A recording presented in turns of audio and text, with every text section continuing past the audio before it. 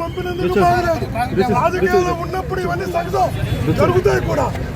చేస్తాం, ఎదుర్కొంటాం, పోరాడతాం. కానీ చిన్నప్పటి నుంచి సెంటిమెంట్ గా భయపడే లెక్కలు నేను జైలుకి పెడతాను. భగవంతుడు చూస్తున్నాడు. మరలా చెప్తున్నా, God is supreme, nature supreme. ఈరోజు అధికారం ఉందని, ఎన్నుందని మీకు నచ్చినట్టు రాయొచ్చు. కానీ చివరిలో భగవంతుడు వ్యక్తి అన్ని గమనిస్తాడు. భగవంతుడు ఇచ్చే శిక్షణ నుంచి మీరెవరు తప్పించుకోలేరనే విషయాన్ని ప్రతి ఒక్కరూ గమనించాలి, గుర్తించాలి. ఏం చేస్తాం కానీ ఏం చేస్తాం కూడా సిద్ధంగా ఉన్నాం. Okay sir.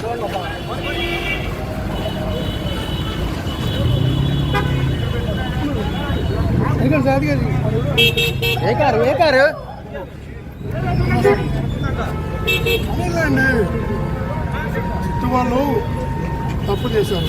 ఆ తప్పును కప్పుతో ఇంకొక తప్పు చేస్తున్నారు. తప్పులు తప్పు చేస్తున్నారు. ప్రతి ఒక్క చిట్టు అధికారి, ప్రతి ఒక్కరి మనస్సాక్షి అడగమని చెప్పండి. నేను లెక్కర్లు ఎప్పుడైనా ఇన్వాల్వ్ అయ్యానేమో. నేను మళ్ళా చెప్తున్నా, దేవుడి మీద ప్రమాణం చేస్తాను, నాకు లెక్కలు ఇన్వాల్వ్ అయ్యే ధైర్యం లేదు.